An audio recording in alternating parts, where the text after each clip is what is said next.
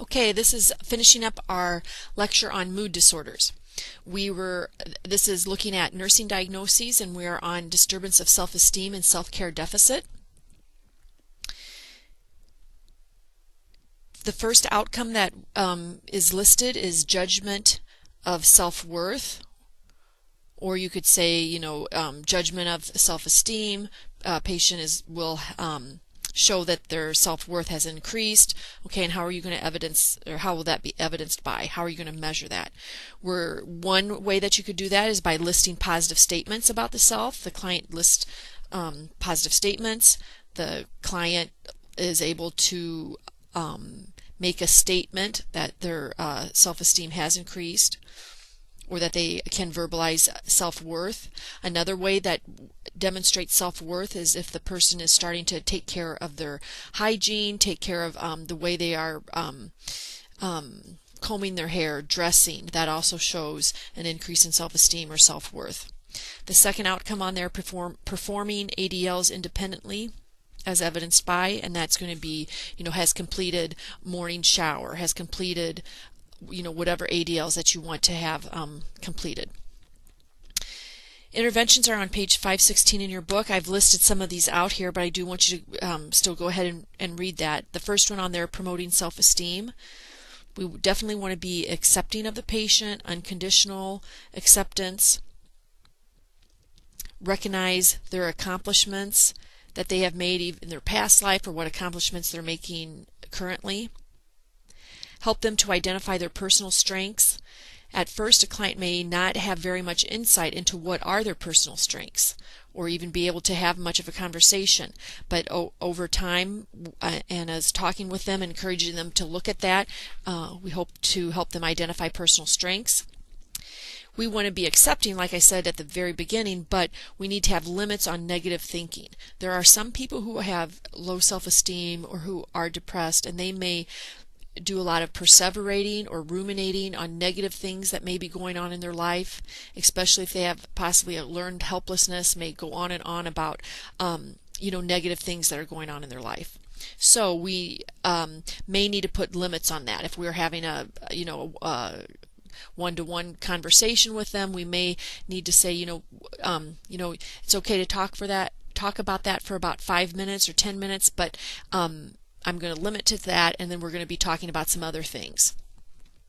We want to teach assertiveness, and this is important because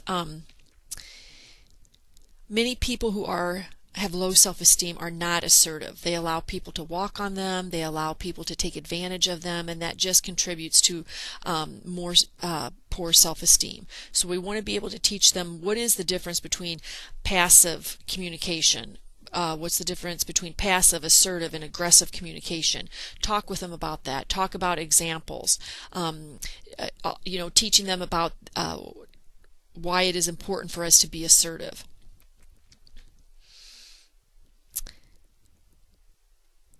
And assertiveness also requires us to respect the other people's human rights and protect your own human rights, and not walking on other people's rights, but not allowing other people to walk on your rights.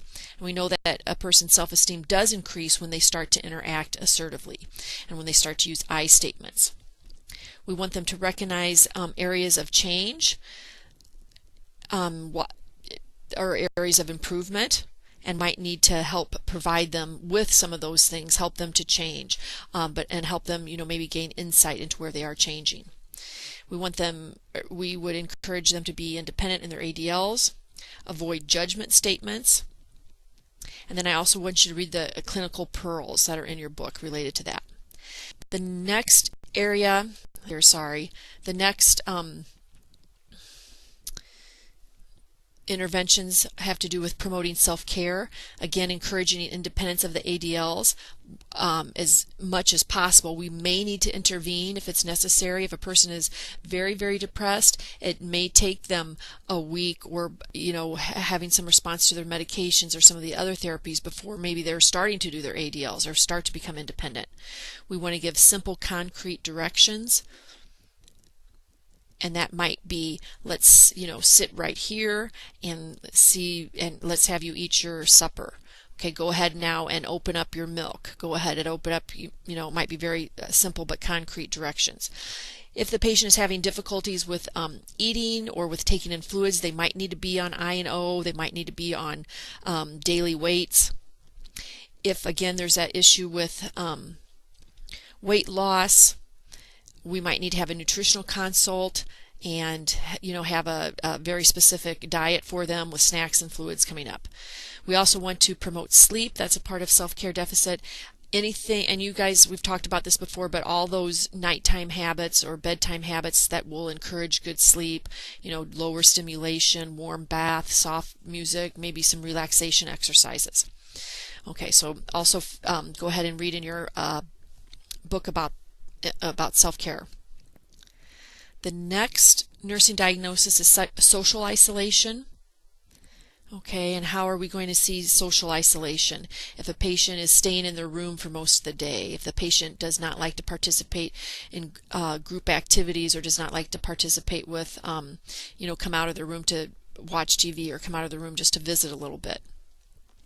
Outcomes, I have 4 different outcomes there, but we would like them to be more involved in activities, and obviously that's going to be as evidenced by, you can be very specific. Patient will attend 2 groups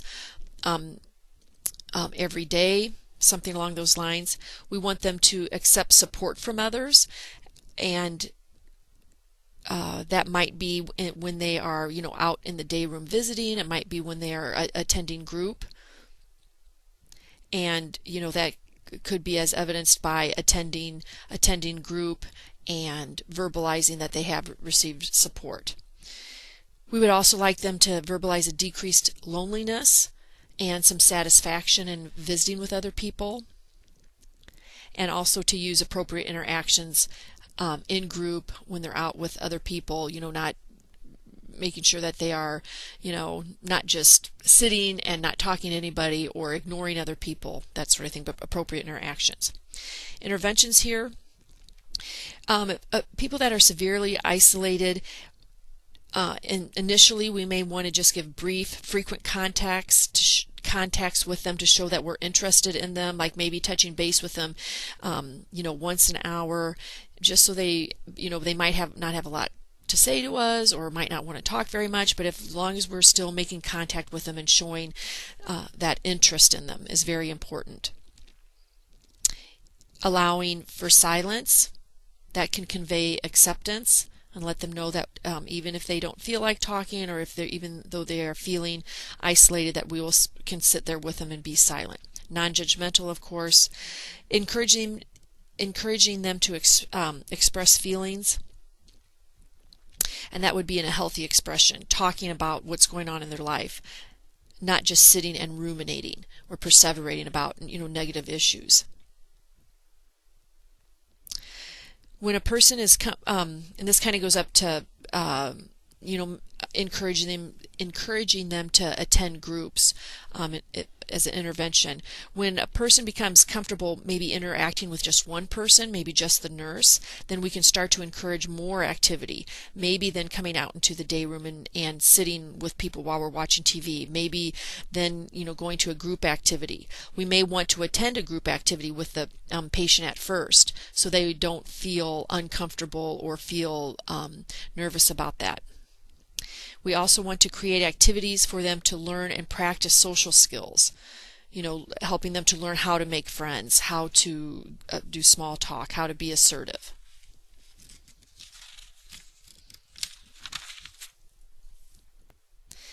The last nursing diagnoses here are powerlessness and hopelessness. Powerlessness, when a person feels like they have a lack of control over a situation, that nothing that they are going to do is going to be helpful in them. It may also be where they feel like their actions do not significantly affect the outcome. Kind of they're just the same thing. Anything that I do is not going to matter. The outcome here is one of them, powerlessness, for the nursing diagnosis powerlessness, one thing that we could have as an outcome is that the patient will make decisions about situations in their life. and we can be more specific with that. Patient will verbalize effective problem solving. What would be a problem, how they could solve a problem, something along those lines. The diagnosis of hopelessness, we would want them to verbalize hope, verbalize optimism, verbalize plans for the future, verbalize satisfaction with the quality of their life.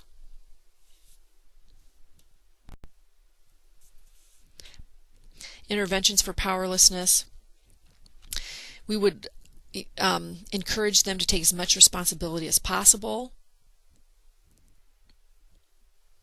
provide them with daily responsibilities, and then also help them to evaluate if they're meeting their goals and the routines.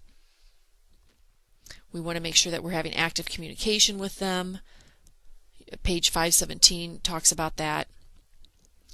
We want to help them establish a schedule for the day if they need that. Encourage them to make choices. It might be simple choices about filling out their menu, or making choices about what to wear or when to do laundry. Starting out small, but increasing those. Helping the patient set realistic goals, encouraging them to, versus unrealistic goals. Sometimes over on the behavioral health unit there are morning groups that talk about setting goals for the day and looking at realistic goals. What do they want to get accomplished for the day? Identify areas that can be controlled and those areas that may not be controlled. They may be able to control if they decide to make a phone call to a significant other. They might not be able to control whether that significant other comes to visit, or how that other significant other feels. Just some examples.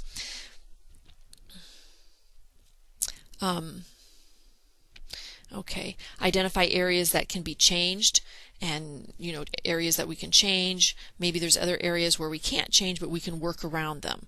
Or what do we do when there's areas that in our life, or certain areas that cannot be changed? How do we deal with that? How do we work around them?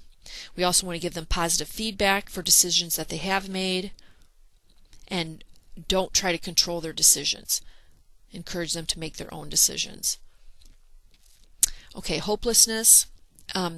There is on page 306 on table 17-3, there is a care plan for hopelessness, and I'm going to let you guys take a look at that just to make sure you know the interventions for that and rationales. Evaluation. Of course, we are going to be looking back over the nursing care plan. We're going to be looking at were the outcomes met, what's the progress that have been made towards those outcomes, how successful have they been, are the nursing actions that we're using, are they working, or do we need to be a little bit more creative and have some other nursing interventions put into place? Okay, and then the last thing is medications, and there is a voiceover for medications, and that's all I have for this lecture. Thank you.